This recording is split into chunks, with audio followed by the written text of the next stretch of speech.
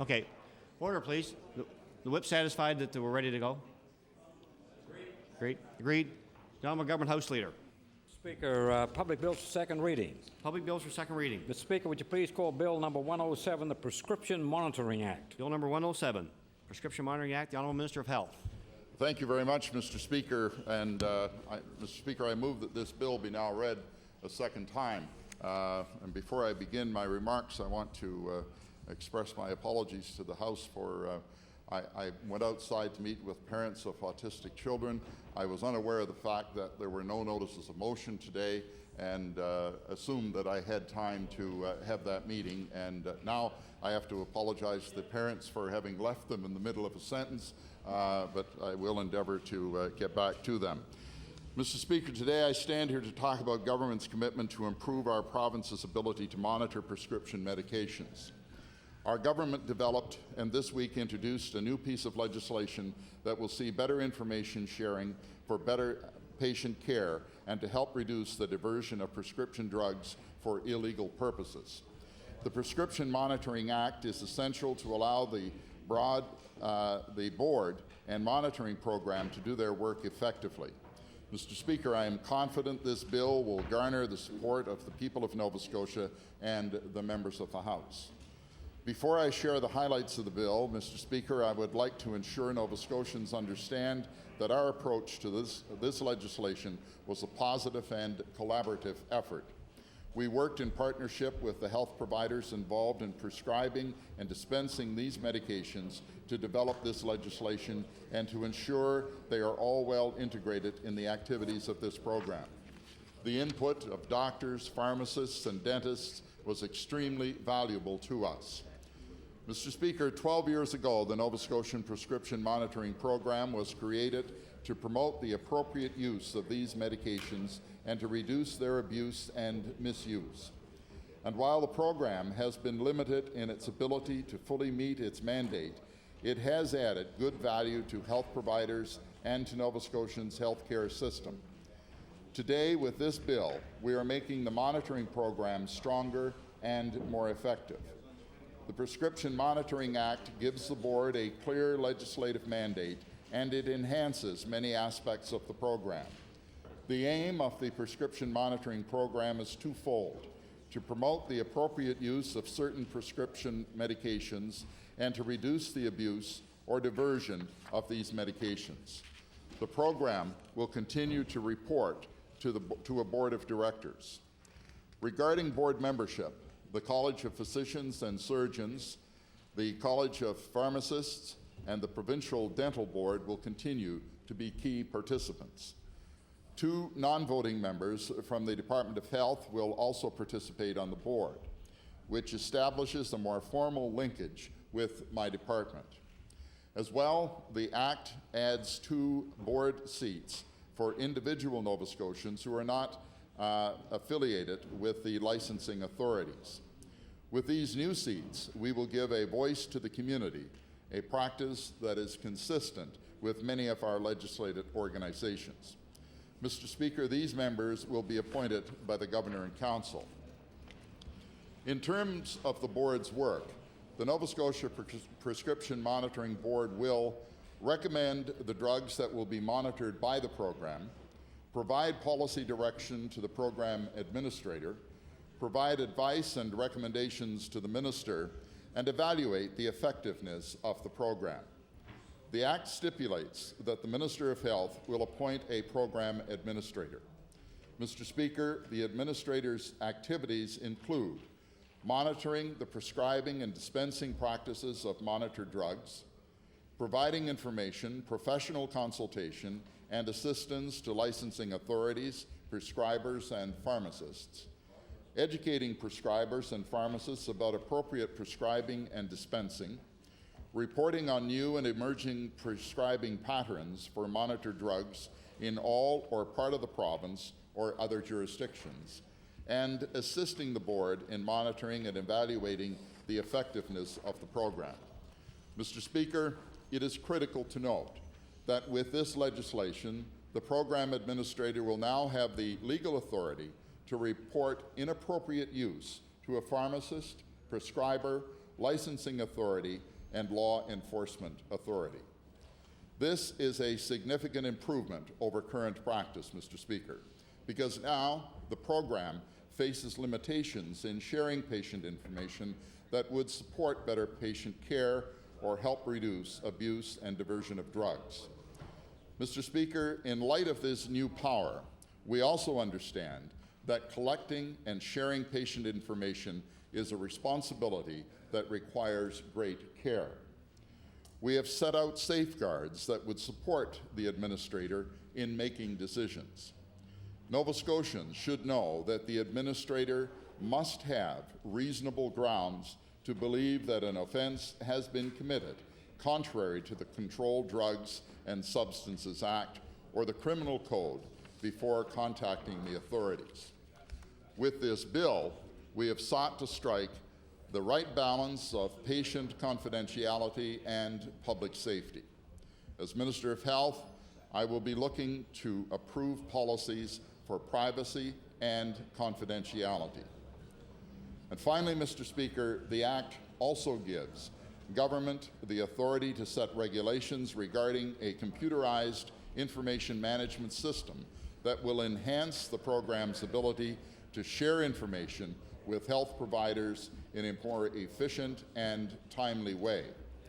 This is a commitment I have made to Nova Scotians, and Mr. Speaker, I restate my commitment here today. Some may argue that we need a computerized system tomorrow. Mr. Speaker, I would be among the first to say yes, go ahead, if it were that simple. But the truth is, this is not just one computer terminal that requires an on switch. This will be an information system that requires the appropriate planning and development to ensure that we do it right. My staff continue to work in this project, and I plan to make more detailed announcements in the near future. Mr. Speaker, I have come to this House with a bill that supports Nova Scotia's health providers and its citizens, and I ask for the support of all honourable members. Mr. Speaker, I look forward to hearing the comments of members as the debate progresses. Thank you.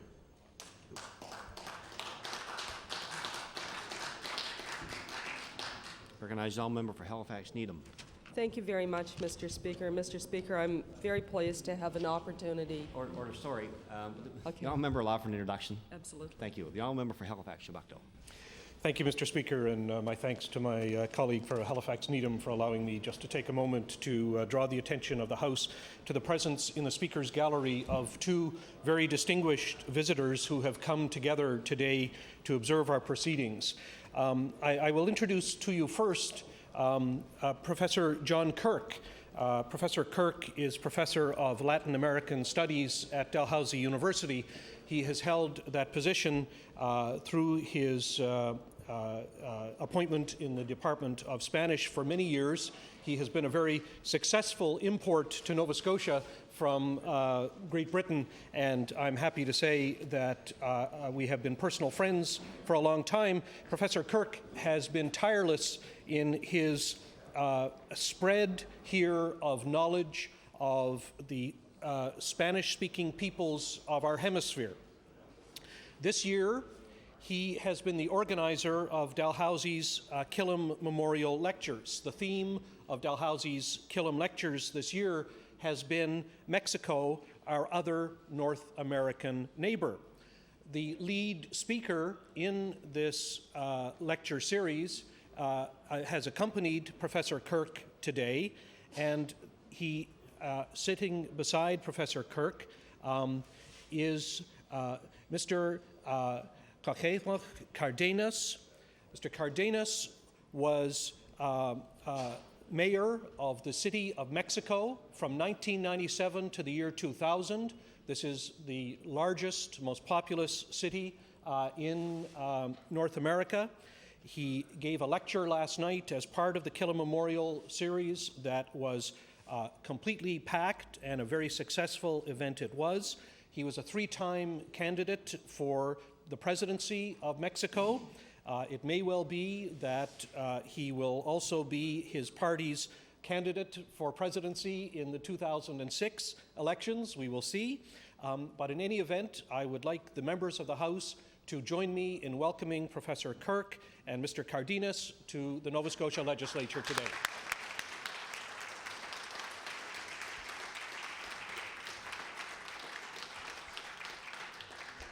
Certainly welcome our special guests to the gallery today and hope you enjoyed the proceedings. Thank you. The Honourable Member for Halifax Needham. Thank you. Thank you very much, Mr. Speaker.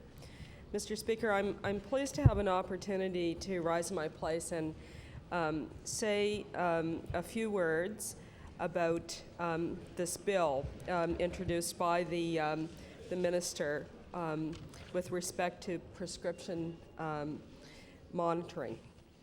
Mr. Speaker, as we all know, prescription drugs save lives, but they also are a major cause of death in our society.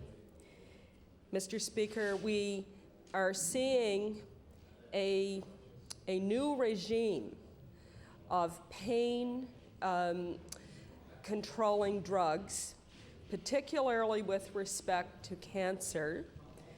And these drugs, unfortunately, can be deadly, as we all know, when they are used inappropriately, as has been the case in some very prominent situations in parts of our province. Mr. Speaker, sadly, prescription drug abuse is not a new issue, and sadly, it is not a phenomenon that is peculiar in a particular area. It's very widespread throughout parts of our province. And from time to time, incidents of prescription drug abuse sort of rupture into the public view, as was the case in Cape Breton not so long ago. Mr. Speaker, we have seen incidents of prescription drug abuse in the New Glasgow area with Dilaudid being used by young people and young adults in that community. That's been in the news, certainly off and on in the past. And I have the privilege of representing North End Halifax, and sadly we've had incidents of death in that community as well as a result of prescription drug abuse. So the need to address this very important issue is very much, I think, at the forefront of our minds in terms of what our responsibilities are to the people of this province. Now, the Minister has introduced before us this bill, which, Mr. Speaker, has a bit of a background that I would like to refer to. We've had a prescription monitoring program in the province of Nova Scotia for some time now, for in excess of 10 years. The prescription monitoring program came into existence in 1992. And the mandate of that program was to promote the appropriate use of a panel of prescription drugs that are essentially narcotics and controlled drugs, and to discourage the abuse and the misuse of these prescribed drugs. But that program was established as a society under the Societies Act. It was not empowered in legislation, if you will, and it operated essentially for the past 10 years in this way. Government allocated a certain amount of resources each year to the program, and there has been a paid staff. And so what this bill does, Mr. Speaker, is it moves that situation forward somewhat. Prescription drug monitoring programs don't exist in every province in this country, which was quite a surprise to me when you consider the importance of this issue. Prescription drug monitoring programs exist in 4 other provinces, and mostly None of these provinces have freestanding legislation. I believe with this legislation, we will be the first province to actually legislate a prescription drug monitoring program. Most programs to date get their legal authority through the Medical Act. Most of them have their provisions for operation embedded in the Medical Act.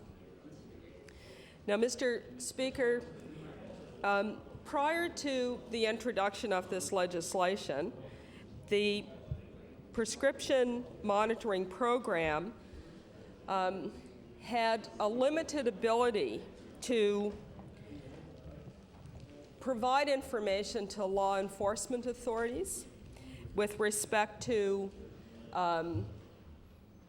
concerns that they may have identified around the prescribing of drugs, whether or not prescriptions were being overprescribed or inappropriately prescribed, or in fact whether or not there were duplications, patients that were receiving some of these prescribed drugs from more than one physician.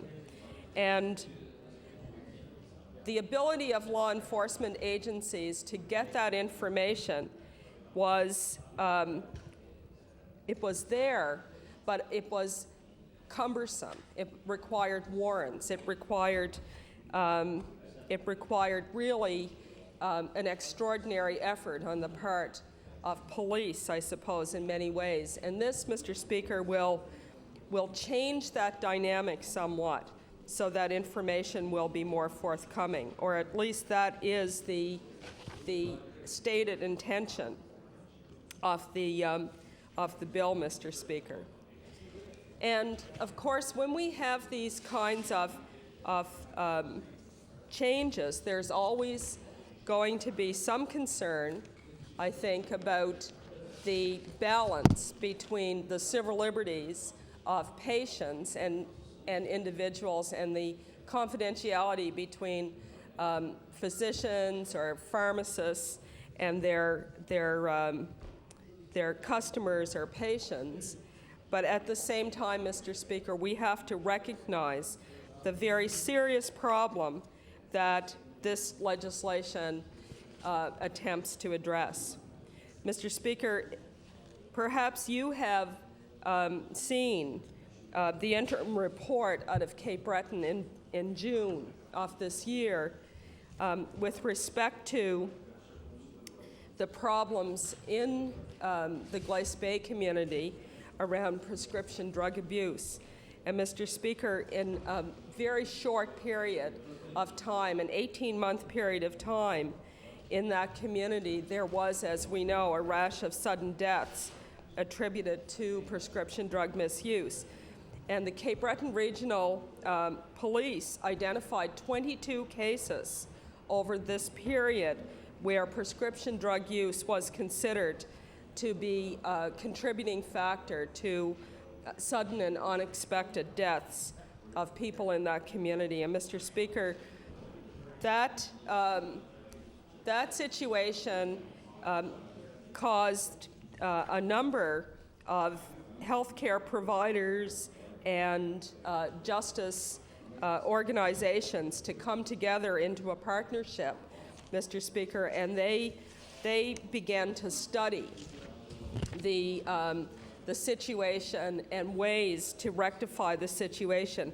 Mr. Speaker, they recommended in June that the prescription drug monitoring program should in fact be duly constituted under provincial legislation with a clear definition of roles, responsibilities, and accountability. And Mr. Speaker, I believe that that is this bill is the response to their recommendation.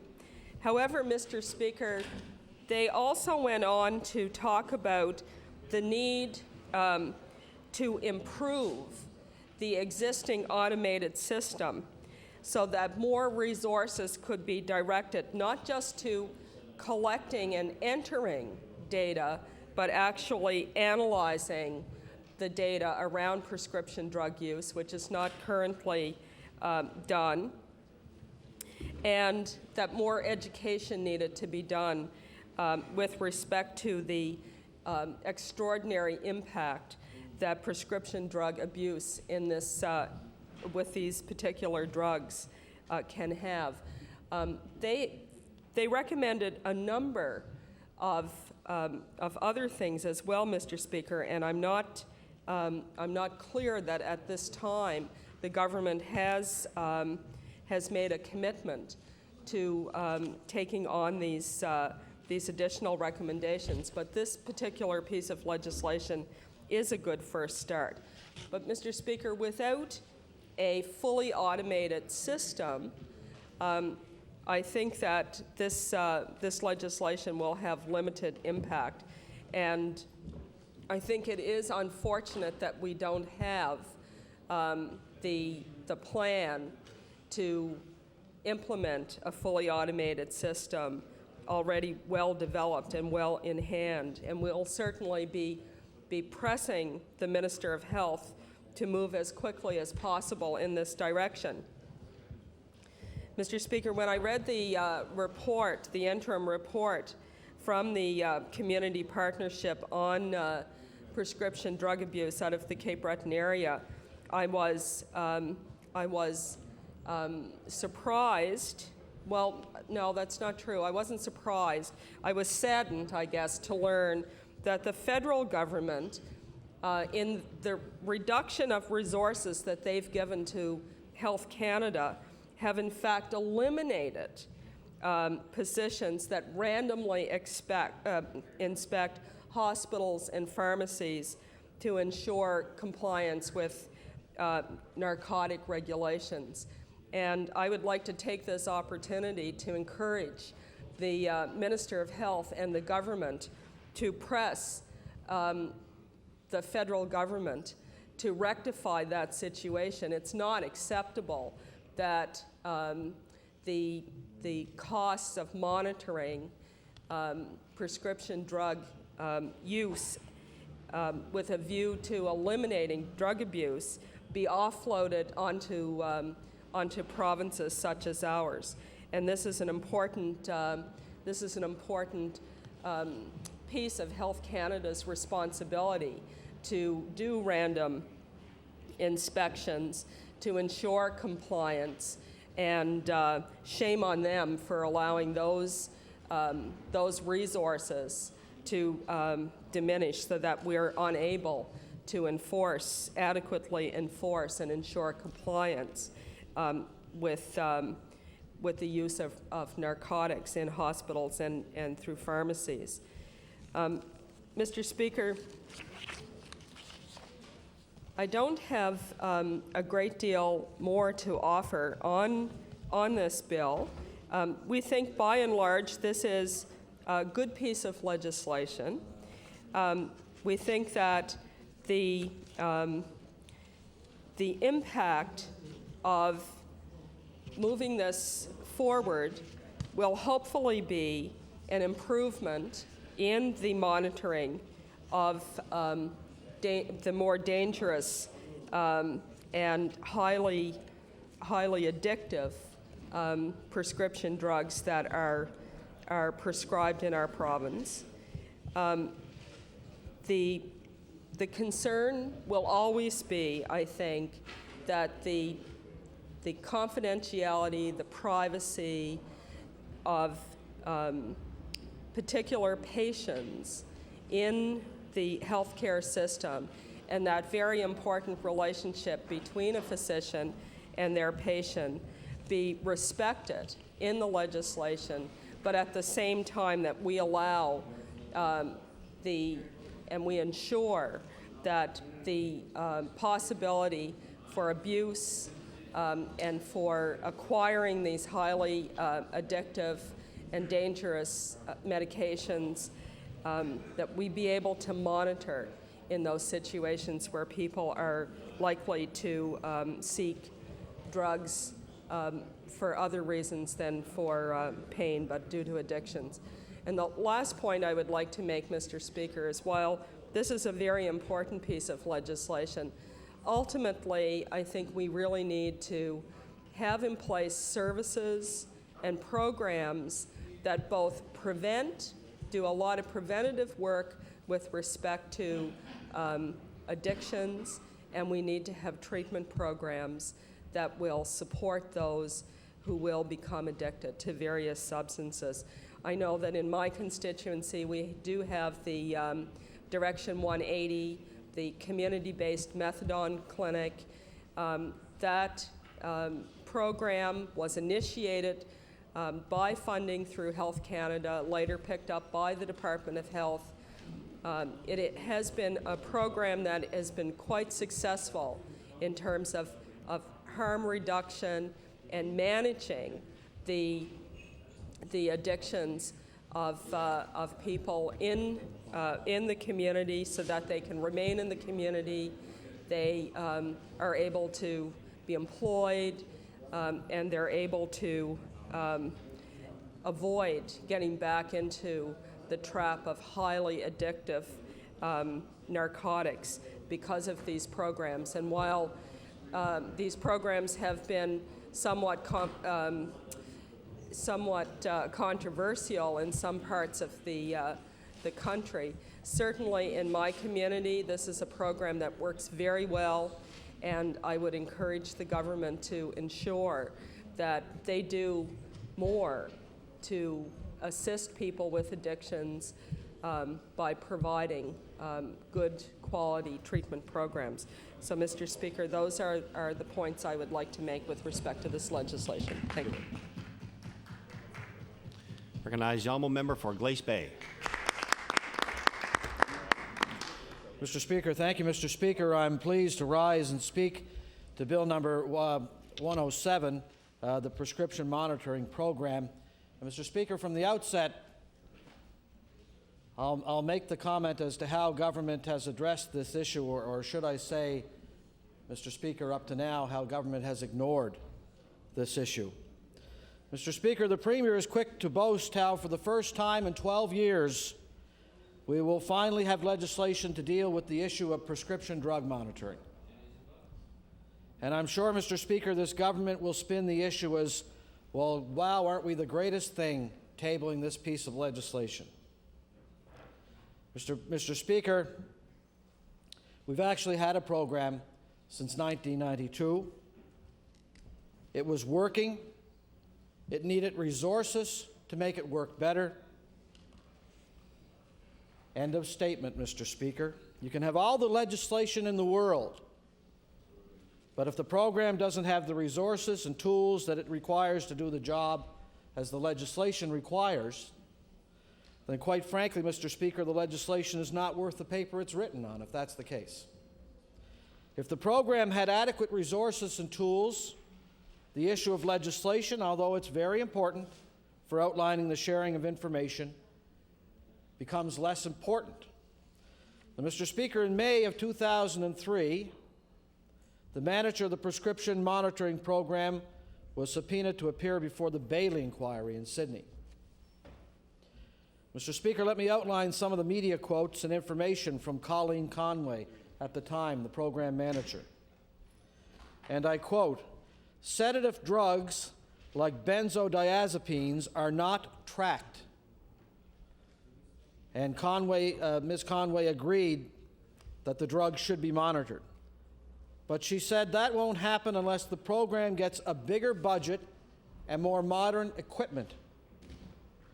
Mr. Speaker, that was over a year ago. The program manager at that time was not calling for legislation. She was calling for more resources.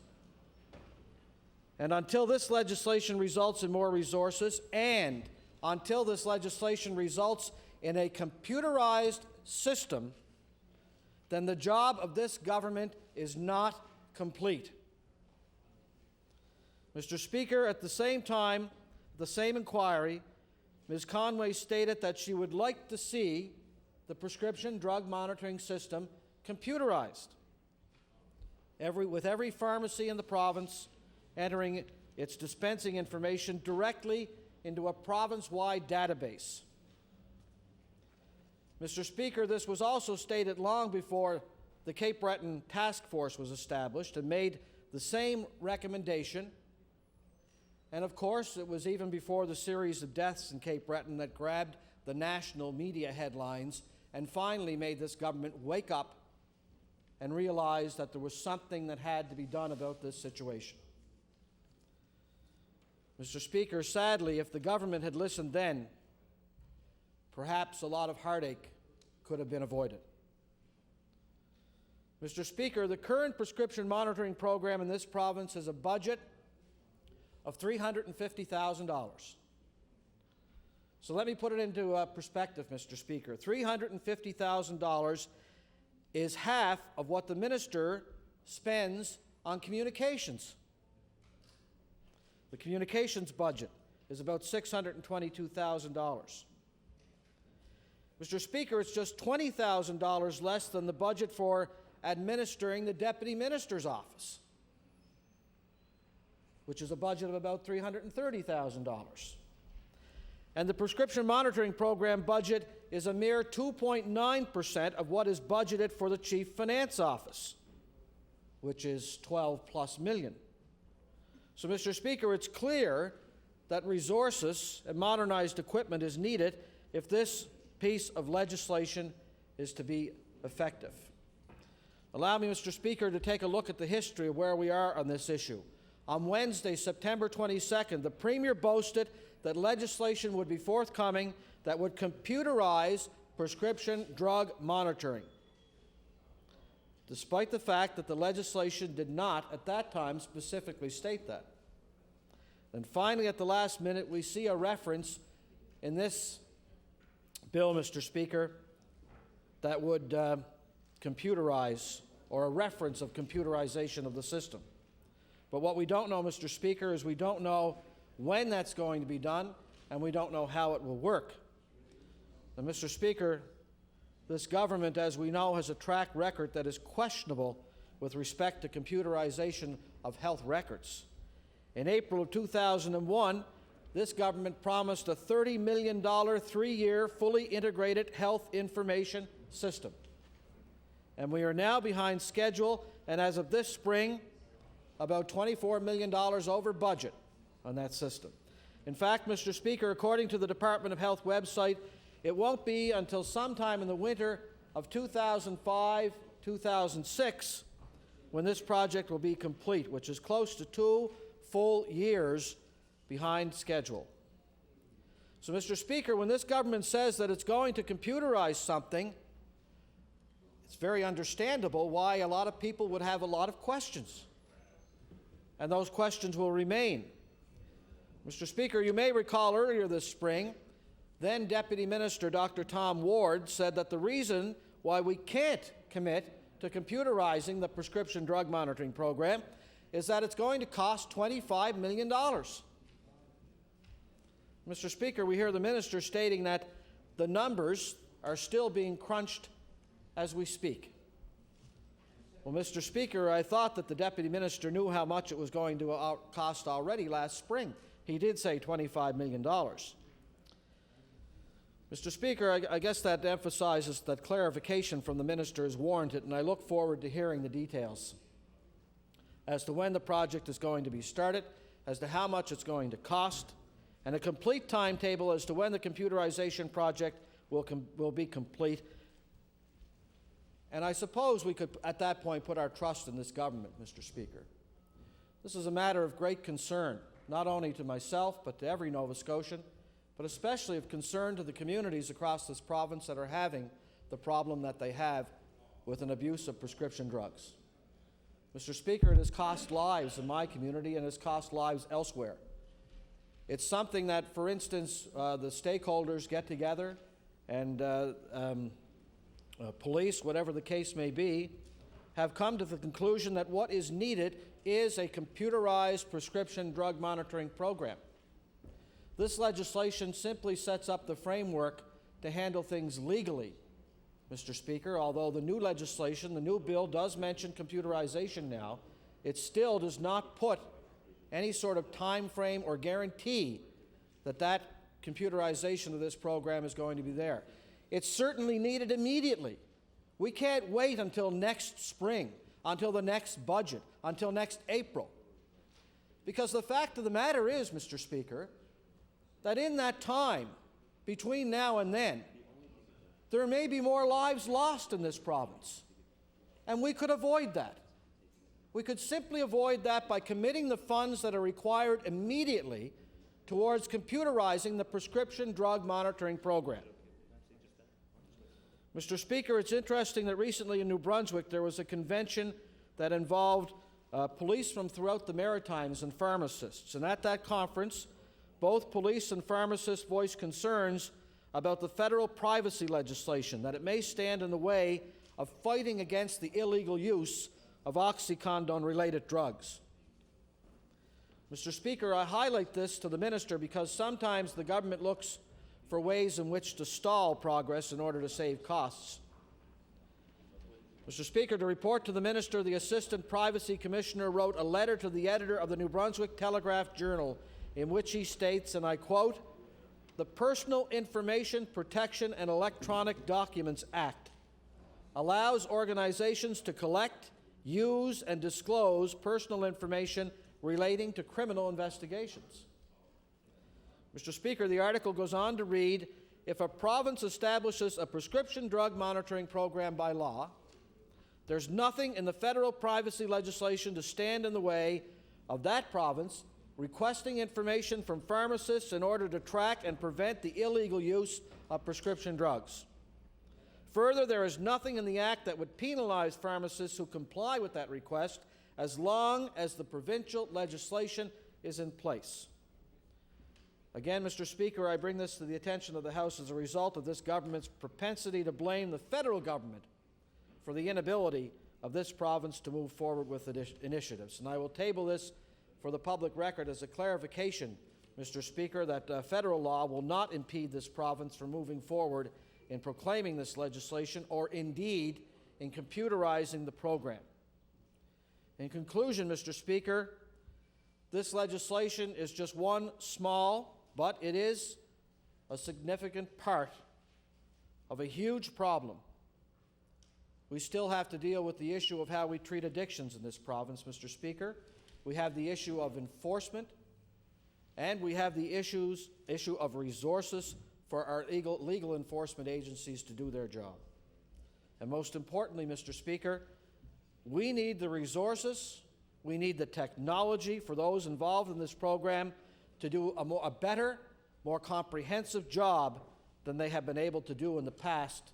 And hopefully, Mr. Speaker, that will go a long way to solving the very, very severe problems that we have within this province and the abuse of prescription drugs. Thank you very much. Recognize the Honourable Minister of Health to close debate on Bill number 107. The Honourable Minister of Health. Thank you very much, Mr. Speaker, and I want to thank my colleagues opposite for their comments relative to the legislation today, and I also want to apologize to the health critic for the NDP for the fact that I wasn't here for all of her remarks. There's another debate taking place outside the House that I was involved in, and however, I will consult Hansard with respect to her comments. The Honourable Member for Glace Bay is naturally very concerned about this issue, a very genuine concern, because he lives with the consequences of that abuse on a daily basis to a much more significant extent than perhaps some other members of the House encounter it, and he also has colleagues both in the Liberal and the NDP caucus who have that same experience as does the Minister of Energy. So their comments, of course, are very pertinent relative to this entire problem. We do not in any way suggest, Mr. Speaker, that this legislation is the cure-all for the problem that concerns all of us. However, it is an important element in the solution to that problem. The Honourable Member for Glace Bay made reference to an estimated cost for computerization of the prescription monitoring program.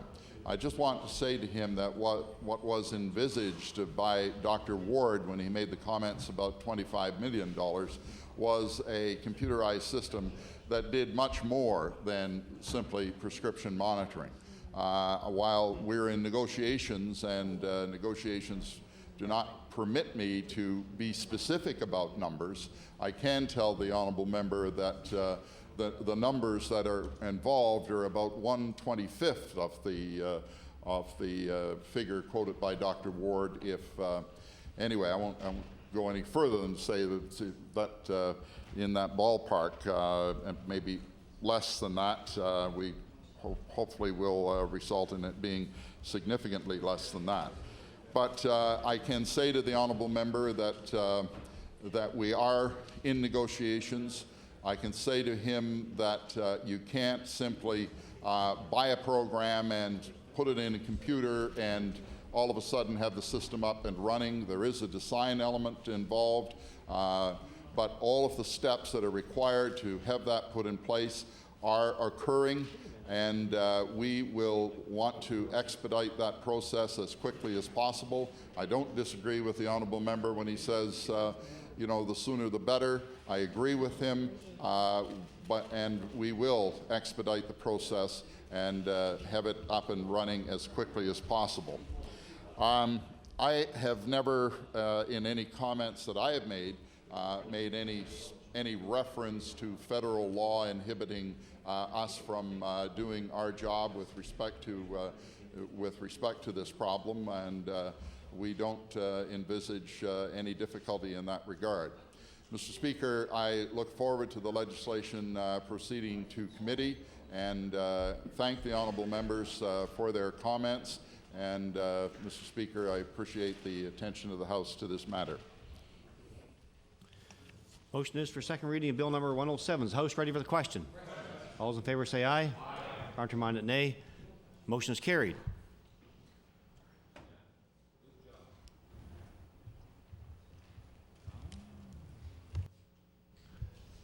Just read the title.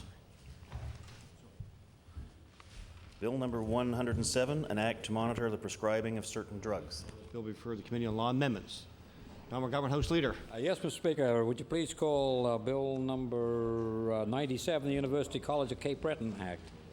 Bill number 97. The Honourable Minister of Education. Thank you, Mr. Speaker, and I'm pleased this morning to have the opportunity to rise to begin debate on Bill number 97, an act to change the name of the University College of Cape Breton and to amend Chapter 484 of the revised statutes of 1989, the University of College of Cape Breton Act and related statutes. Essentially, Mr. Speaker, what this bill does is it changes the name of the University College of Cape Breton to Breton University, and as a consequence, it will change the name of the College of Cape Breton Foundation and the University College of Cape Breton Student Union. Name changes are interesting things, Mr. Speaker, and names try to reflect in some way what institutions do, and there is also communications, another element of communications with names of institutions of higher education, and that is trying to enhance the reputation of the institution and also have a recruiting value. Now, I want to tell you, with the name change for the University College of Cape Breton, this was to Breton University. It was a unanimous decision of the Board of Governors, which consists in that case of 36 people, and it was unanimous. And the Board of Governors represents town, it represents gown, it represents students, and it represents alumni, and so it is indeed a very representative body. The public announcement on the name change was made last June by the President, at least in the Halifax Herald, and I assume perhaps in the Cape Breton Post, in which he announced publicly that the board had come down to 3 different possibilities for the change of the name. Now, I've not heard really too many people dispute the need for a name change, because a name change to more adequately reflect the role and mission of that institution, I think, is a desirable thing. And I want to just point out that name changes to universities are not that unusual. Matter of fact, in this House, I believe it was last year, we voted on a name change for the University of St. Anne and the College Lac-Adie, and it went through unanimously. And to be quite candid, I know that there were people who did not support that. I can think of other Canadian examples. I can think of the example up in Ontario when Waterloo Lutheran was changed to Sir Wilfrid Laurier. And again, beg pardon? The Ontario Agricultural College became Guelph, Macdonald College became part of McGill. This is not unusual. What these names are for is to reflect the name, the role and function of the university. Indeed, I can think of the other case that I know pretty well in Nova Scotia, was when the engineering school that we had here, one time called the Nova Scotia Technical College, went through to tons, and also went now Dal Tech. And I can tell you that there was considerable controversy. When I see some nods on the other side of the House, we all remember that. The other thing that I want to mention, Mr. Speaker, this morning is that not only universities and, we have hospitals that change their names, we have public buildings that change their names. Now, Minister of Education has the floor. The issue of name change always generates some controversy, but Mr. Speaker, the important thing is what the institution does, whether it's a public building or a hospital or a university or a high school. It's how well it does it, that it will establish its reputation on quality. And the University College of Cape Breton is maturing as a university. Its quality keeps increasing and improving every year. The student body is growing, but the University College has reached a new phase. And those who know the situation best, the Board of Governors, they felt that a name change was appropriate. And as I've said, you're never going to get a name change that makes everybody happy.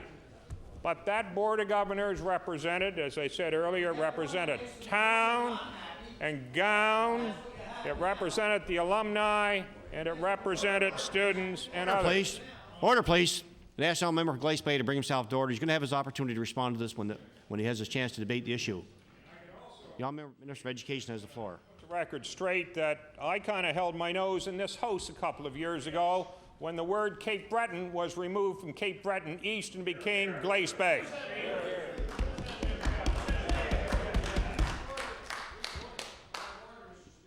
Order, please. Honourable member for Glace Bay on a point of order. On a point of order, Mr. Speaker, the minister may have held his nose to the name Cape Breton being removed, but the name was changed to Glace Bay to honor the location of the riding, and it was a move that every resident in Glace Bay took great pride in, the same as we take great pride in the name Cape Breton attached to the University College of Cape Breton. Order, please. Not a point of order. The Honourable Minister of Education has the floor. Mr. Speaker, I mention that because the honourable member from Cape Breton East, Glace Bay, now, in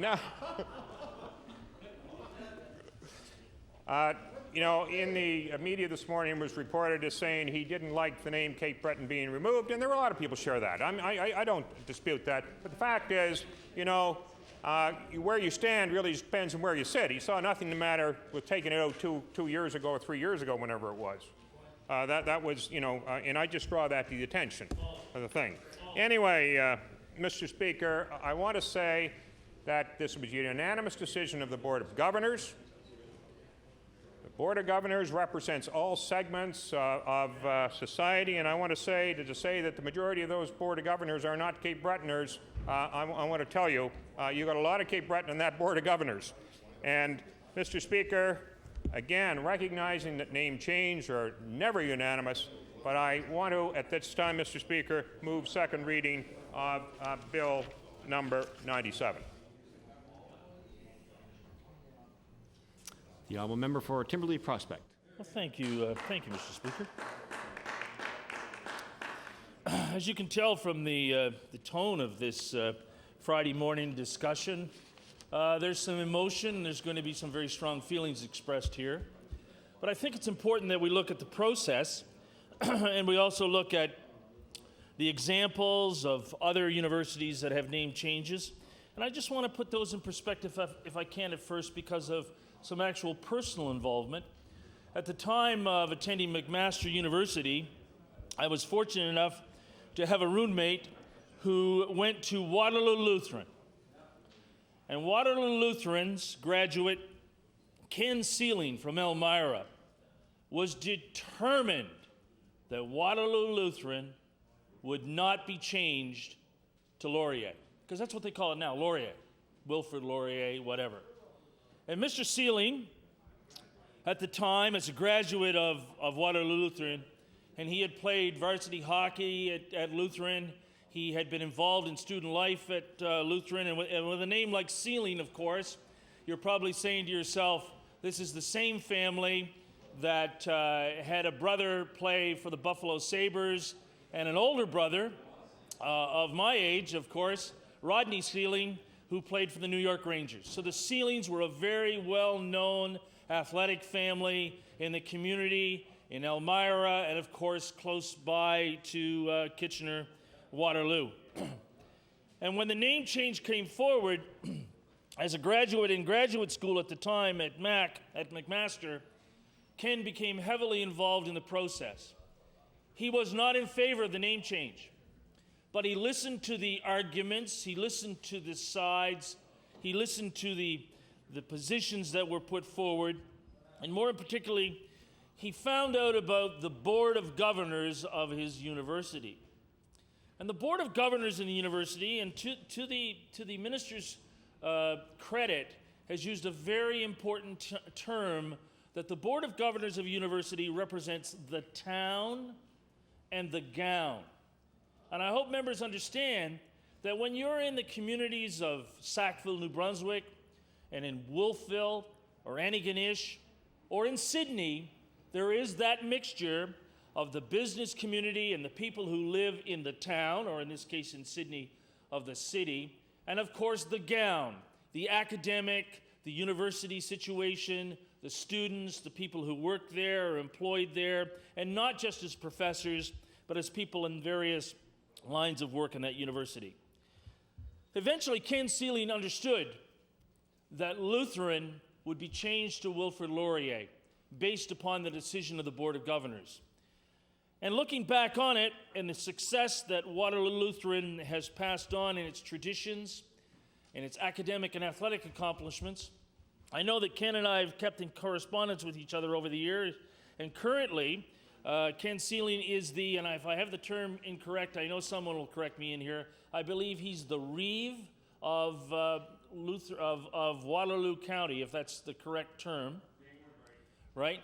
And so he's been continuing to be involved in his community. And I know that when the last time Wilfrid Laurier came to play in the Atlantic Bowl, and when you see the success and the support and the involvement and the recruitment of kids that go to Wilfrid Laurier, for one reason or another, it was a correct decision. So there's one example for the House that I want to bring to your attention. The second one is another personal example, because I have a wife who is a graduate of UPEI. UPEI. Now let me tell you, you want to get into tradition, you want to get into polarized situations, you want to get into a scrap, UPEI was originally called St. Dunstan's. St. Dunstan's. And it was combined with the Prince of Wales college. Now, I see the minister pointed out that he had some personal involvement in these situations. That particular decision was extremely emotional and controversial and ended up causing many, many hard feelings in the town and the gown of Charlottetown. And in that perspective, when that change was made, there again were very strong feelings. My wife always endorsed the move because, as she said, if the university on Prince Edward Island is going to continue to grow, it has to change its name, because the concern at UPEI, or St. Dunstan's, was they were not attracting enough students off island. And if they were going to continue to grow and prosper as a university, it would be appropriate that UPEI would be the name of this university. And of course, there's another factor in there with the Prince of Wales College, and if I can point it out to the members opposite and the members of the third party, it also comes down to the fact there is a church issue involved here, because St. Dunstan's has a very, very strong connections with the Basilica and the Roman Catholic Church and all of those things. But the greater community, the greater university community of Charlottetown and of the university scene at the time decided the best thing that's right for this university in future years, and the recruitment of kids and the expanding of the programs, is to change the name of this university from St. Dunstan's Prince of Wales College to the University of Prince Edward Island. Now, mind you, that doesn't stop some prominent alumni in the past, when you happen to see them in various places. The best example I can use for the members of the House is that outstanding football player who went to St. Dunstan's and went on to play for the Ottawa Rough Riders, Jim Foley. And Jim will still say, I went to St. Dunstan's. And he's right. His degree says he went to St. Dunstan's. But let me tell you, the graduates of St. Dunstan's, the graduates of that university in the past, they continue to say, go to the island, go to Prince Edward Island, go to the University of Prince Edward Island. It's a good place for you to go to school. And there are kids from Ottawa, there are kids from Kitchener-Waterloo, there are kids from throughout Ontario, Quebec, and the rest of the maritime provinces that go to UPEI. You want to see some of their success in the expansion of the program, have a look at their recent facilities that they've been able to build. Have a look, for example, at the veterinarian college that's attached to that university. It is a university on the move. And to the compliments of the president currently at that university, it's always a pleasure to attend events at that university. And my wife does attend alumni events of UPEI, although the St. Dunstan's connection is very strong. And I have one more personal example I want to bring to the attention of the House. I have, as I know members opposite and members of the Liberal Party are aware, a daughter who attends the College of Art and Design, which is changing its name to university. Now, that decision and that action is being directed by the Board of Governors of that very progressive art university, the Art and Design University that we have in this town. And it is being supported by the students. The students are saying they would be in favor of a change of the name of the university. And that is going through the various loops of the university situation at this time, and it will come to this House eventually, as will this piece of legislation that we're discussing in Bill 97. The stakeholders will be consulted at NASCAD. The influence of the students will be looked at. What does the alumni think?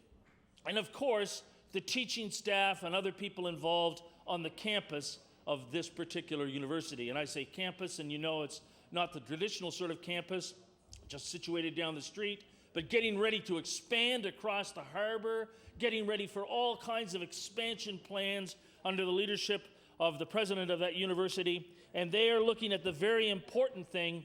They need that name change. They need that name change because as they continue to grow, it will show and demonstrate the plans that they have for the future.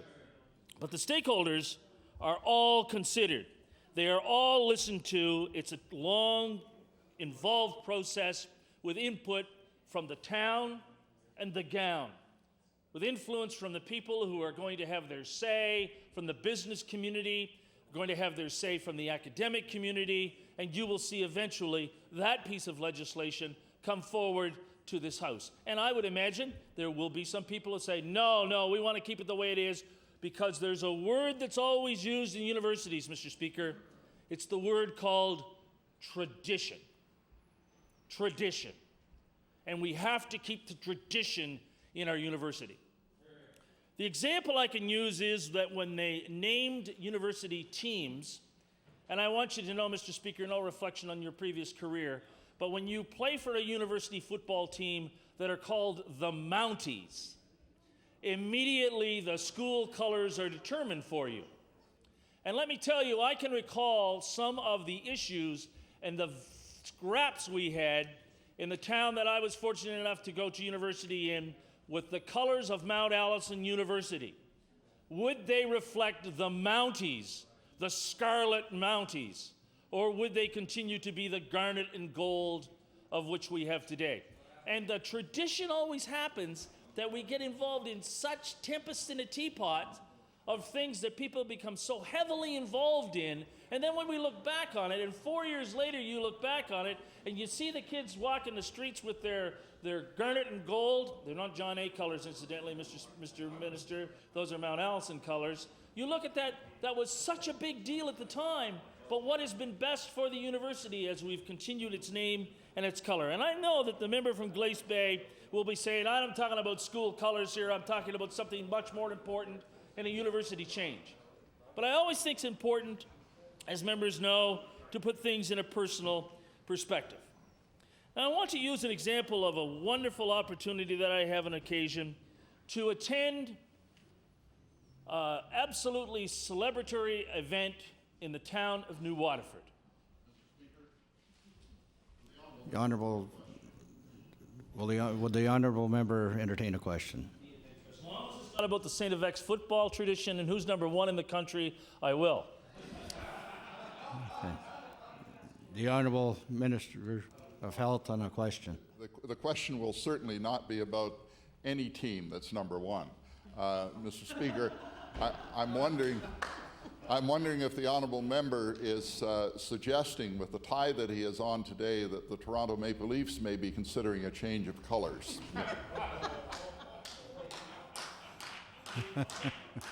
The Honourable Member for Kimberley Prospect, you don't have to answer that question. Well, you know, I tried to wear that tie as low as possible, Mr. Minister, but I'll tell you this is an example of the fact when it comes to tradition and the importance of sports, the tie is one of those things when I lose a wager, and of course not any monetary wager, I fulfill the commitment. Now, I'm on an important topic here, and I wanted to talk to you about where the number one ranking in this country is right now. And I want to address that because that was the next item, if I can bring it to your attention. People constantly talk about the rankings of universities. Rankings of universities. Now, when that comes out in Maclean's, don't you tell me the alumnus of universities don't go through and go, so who's first this year? Because if you look at this, and members opposite should know, that universities are ranked in this country by Maclean's for various reasons. You get the postgraduate universities, you get the universities that are offering medical degrees and legal degrees, you have universities of various sizes, but the rankings are of some real import because you are talking about recruiting of students. Recruiting of students.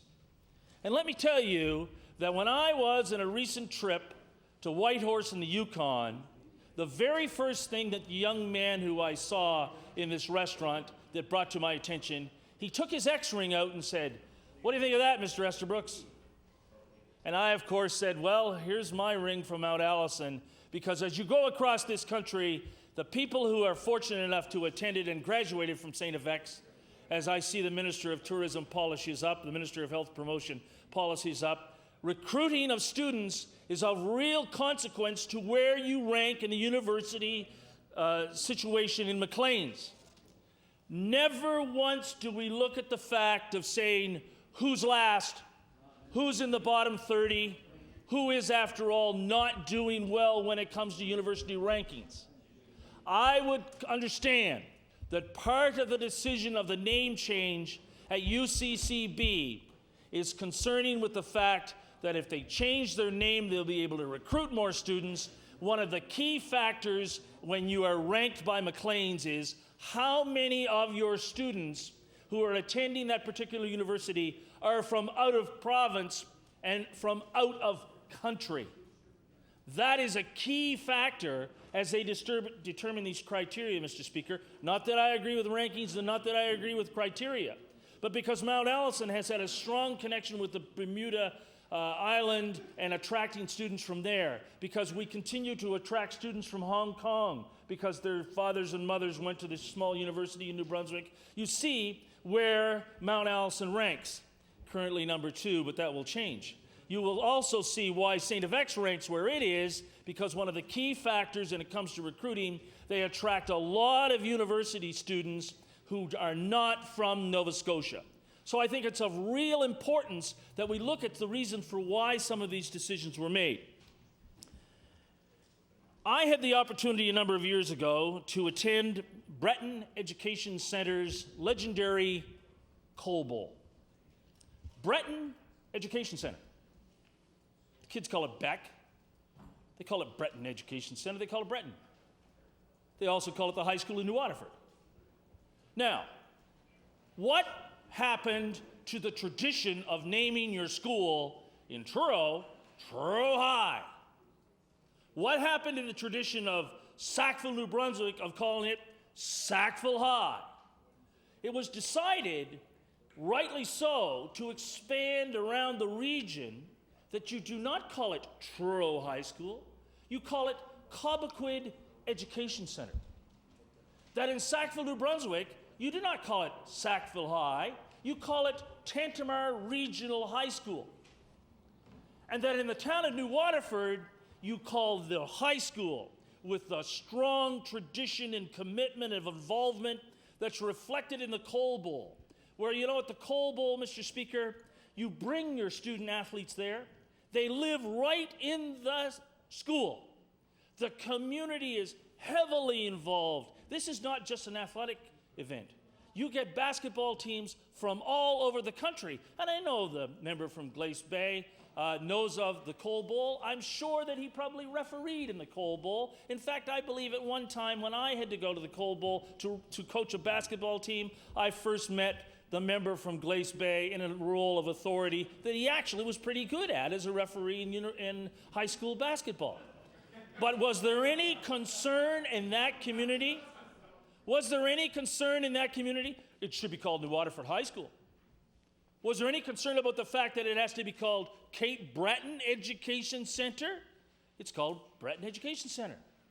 Breton Education Center, the host of the legendary Coal Bowl. And there are kids from British Columbia, through all of the provinces. There are kids from all over this country. As high school students, as high school athletes, have had the opportunity to go spend a wonderful week in Cape Breton, but they went to Breton Education Center. They went to the Coal Bowl hosted by Beck. That doesn't seem to be an issue in this situation. And I know the member from Cape Breton Center always talks about Breton Education Center. Of course, his son and daughter graduated from there and how proud they are to have come from Beck. But there's an example of how you rename high schools when they expand, and we look at the fact of how this is handled by school boards, by communities. And I'm sure that the people in New Waterford or Dominion look at that school and say, that's our school. That Coal Bowl is our Coal Bowl. The events athletically of the Breton Bears, called the Breton Bears, right? Or the Beck Bears. I guess I always call them the Breton Bears. As we will when the renaming of this university comes forward, they'll be called the Breton Capers.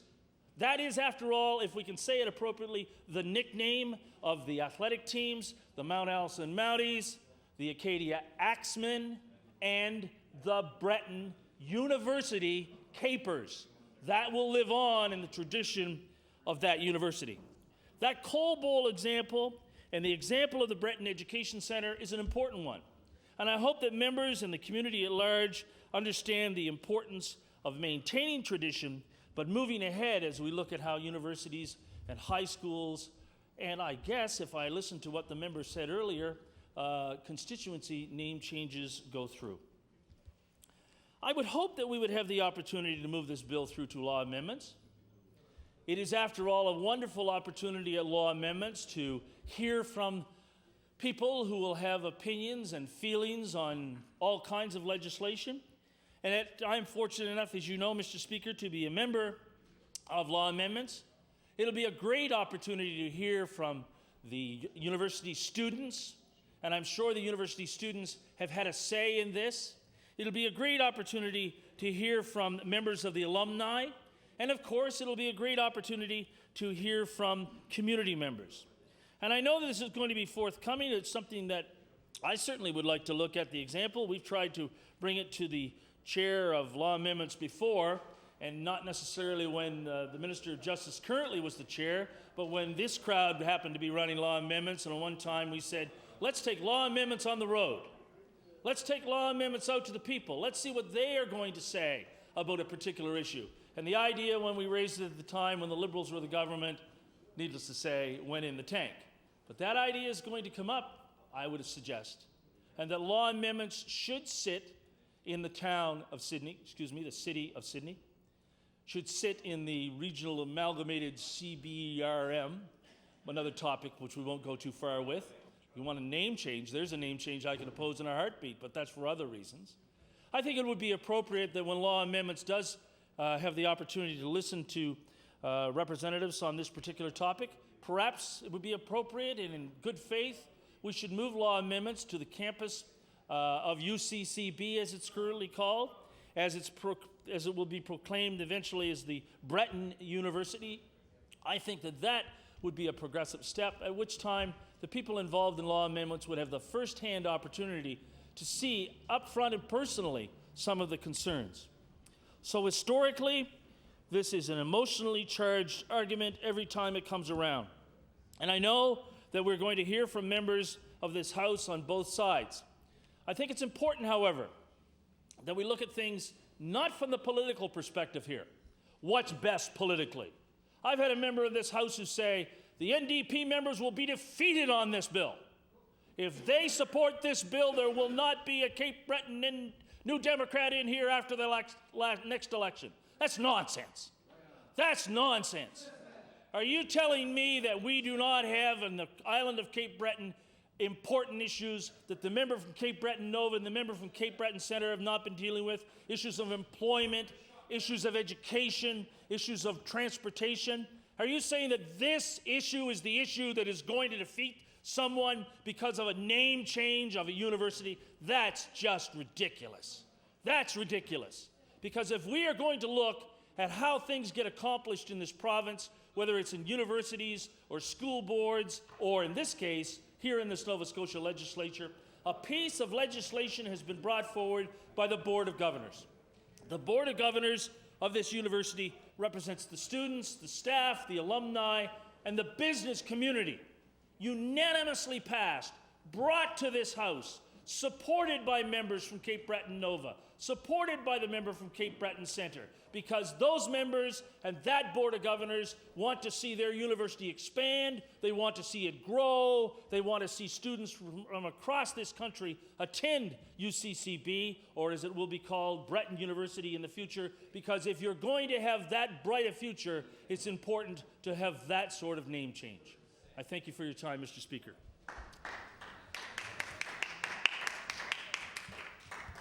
Thank you. I'll recognize the member for Glace Bay.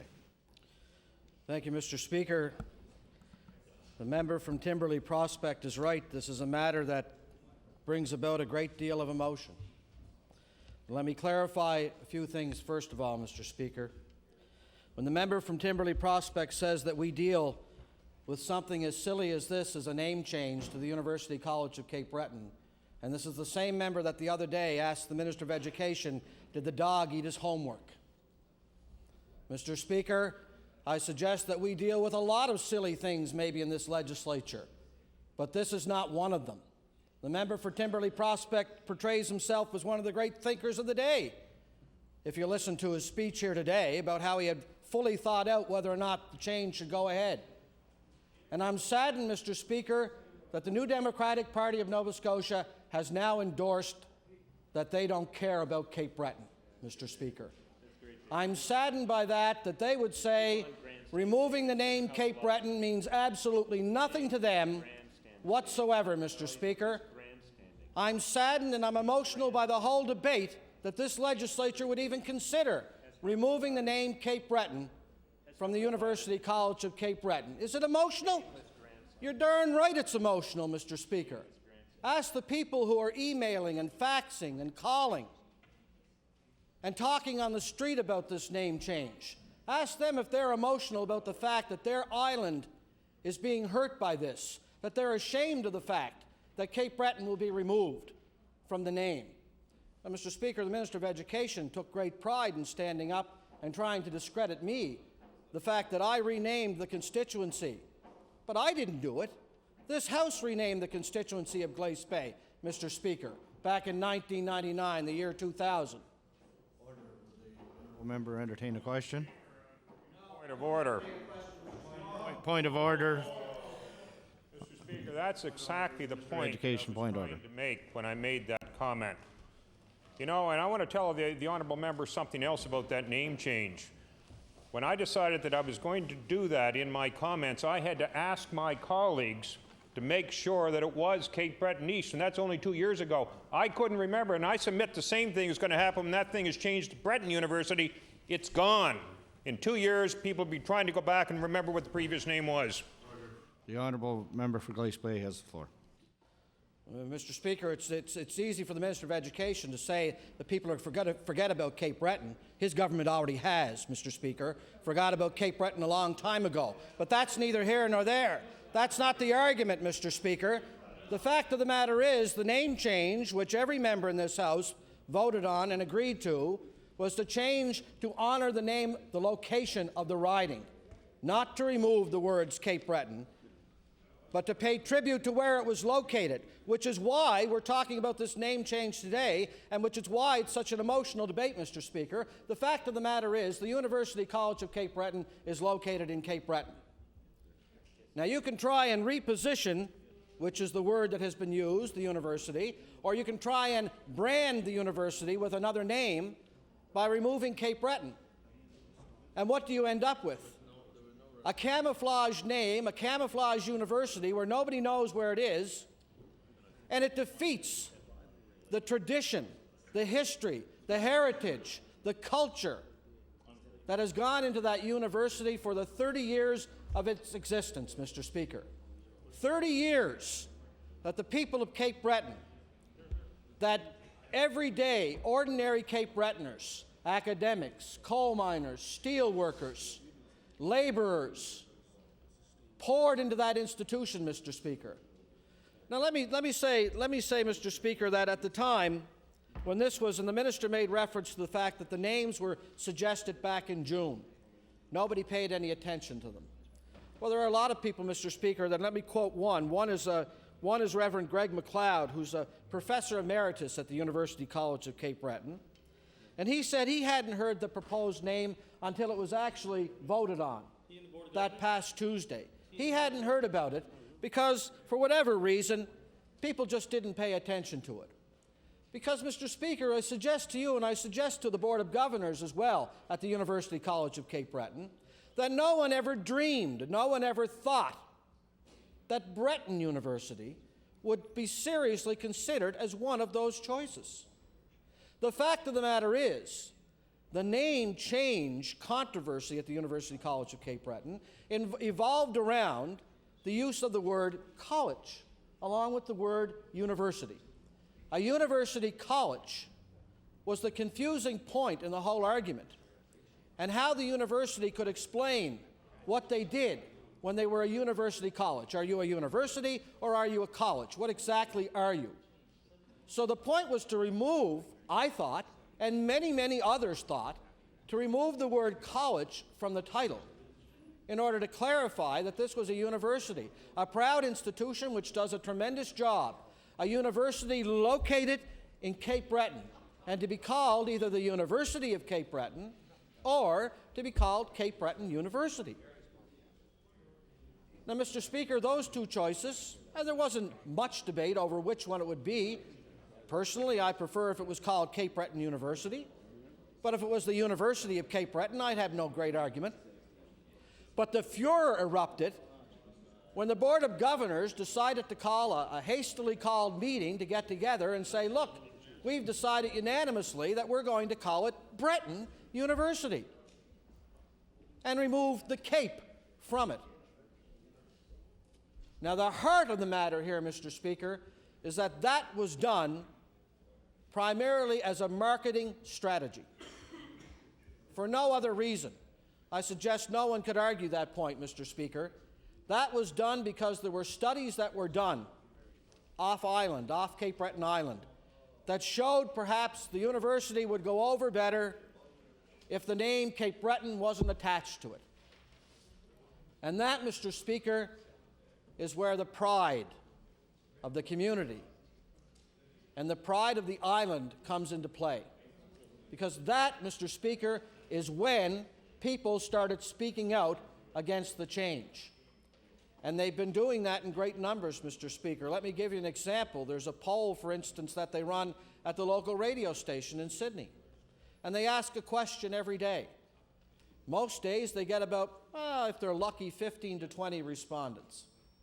The day they asked the question, do you like the name Breton University, they had over 150-some people responding to that poll. 89% of the respondents did not like the name Breton University. 89%.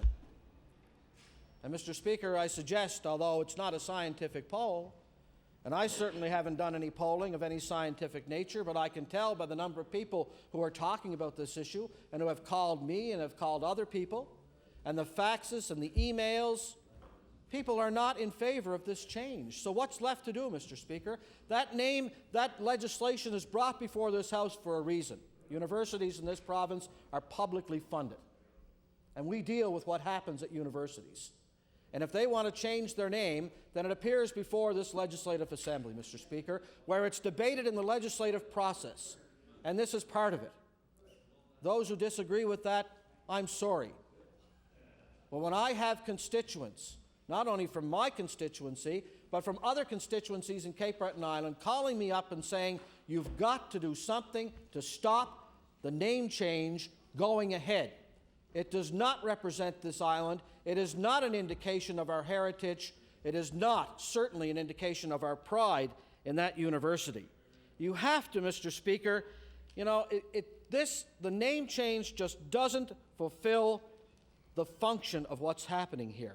Something has been omitted when you omit the words Cape Breton from naming that institution. And what has been omitted is the pride of a people. Yes, it's emotional.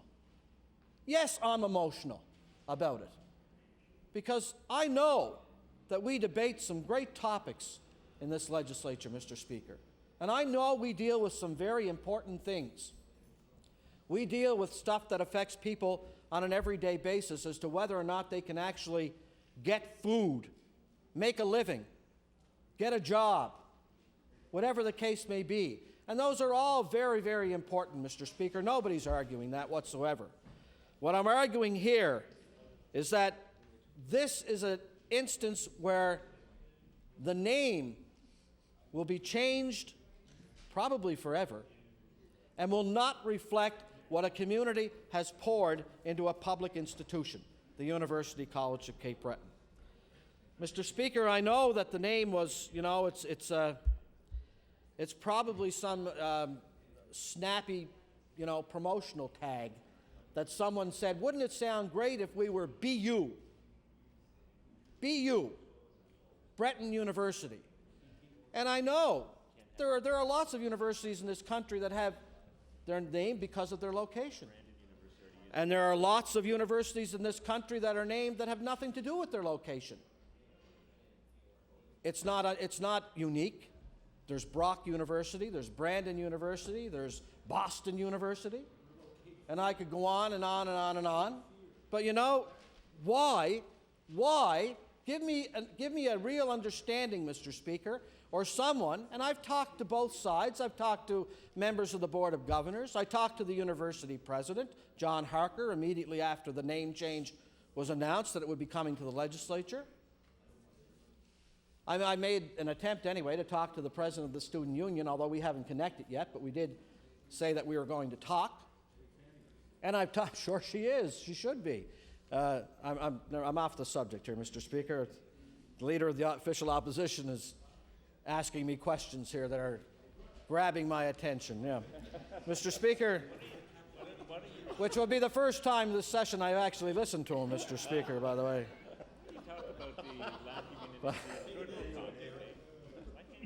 Mr. Speaker, as I said, I've listened to both sides, and I have tried to take what some people are accusing me of dealing with only emotions here, okay? And I've tried to take the emotion out of the debate. And I sat back and I said to myself, Breton University, maybe, as the minister says, in 2 or 3 years, nobody will ever remember that this debate ever took place. And if Breton University did go through, nobody would ever remember that it was named the University College of Cape Breton. Mr. Speaker, what a shame that would be, that nobody ever remembered that it was a Cape Breton university. And that's the point, I think, that won me over in this argument when I did consider that, Mr. Speaker, is the fact that nobody would ever remember that it was attached to Cape Breton Island, that it was located in Cape Breton Island, that from its inception it has been touted as our university. Our university, regardless of whether you attended that university or whether your children attended that university, the people at the University College of Cape Breton always referred to it as our island university. Mr. Speaker, let me tell you something. That university has attracted students from across the world. They have a great source of international studies. They do great work throughout the international community at the University College of Cape Breton. And since its inception, they've also come forward with such things. Well, at one time there were no residences at the University College of Cape Breton. Now they exist. Now they exist. The university has made great strides toward becoming what is a great place of learning, despite what's said in Maclean's magazine polls and so on. And I agree with the member for Timberley Prospect when he says, I don't place a lot of faith in those polls. I don't place a lot of faith in rankings, because I know that the University College of Cape Breton is a great place to receive an education, Mr. Speaker.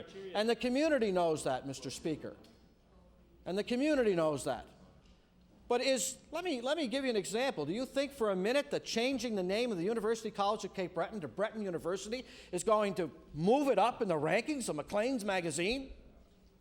By taking the name Cape Breton out, do you think an editor at Maclean's magazine is going to say all of a sudden, oh my gosh, yes, it should be ranked number 10 and not last or second last? It's not going to make any difference to that editor whatsoever.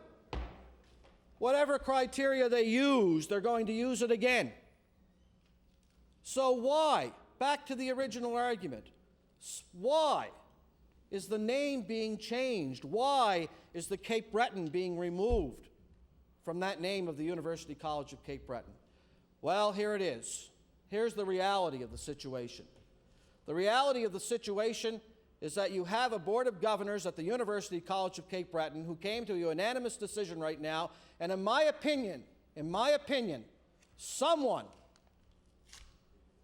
or maybe more than someone, at that meeting convinced that Board of Governors that they should be ashamed of the fact that they have a university in Cape Breton. So it's a conspiracy.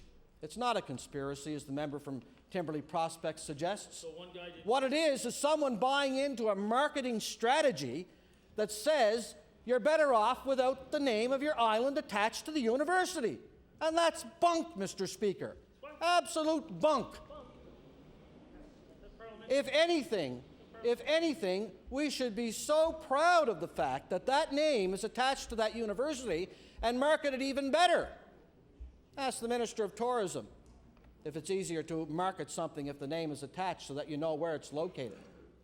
Ask the Minister of Tourism if he's proud of the University College of Cape Breton, if he's proud of being a Cape Bretoner. Ask me if I'm proud of being a Cape Bretoner. Mr. Speaker, wherever you go in this province or this country, and you mention the fact that you're from Cape Breton, I'm not usually greeted with anything negative. I'm usually greeted with something positive. And that's a fact. And I can't see having the words Cape Breton attached to the University College of Cape Breton carrying a negative connotation in any way, shape, or form. As a matter of fact, Mr. Speaker, I see exactly the opposite. I see what's attached to that university with that name is a great deal of pride in the place that you live in your community, in the people, and the institution of the University College of Cape Breton.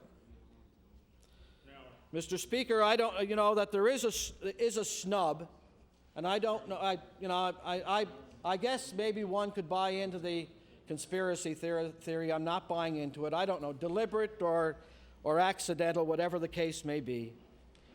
If there's a snub, I can guarantee you this, Mr. Speaker, that it's going to be vigorously opposed by myself and others in this Legislative Assembly.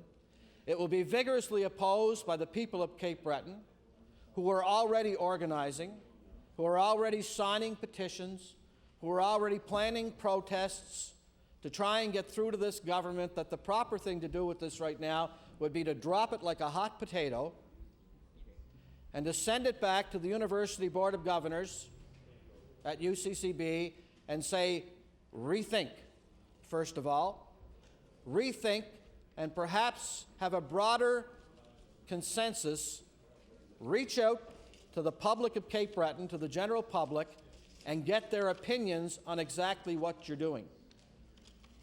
They have a say, Mr. Speaker. They have a say in the process which has been overlooked. Agreed with the Minister of Education, the University Board of Governors has a wide representation of the community at large in Cape Breton. That doesn't mean they're perfect, I would suggest to the Minister of Education. It means that they're as fallible as anybody else.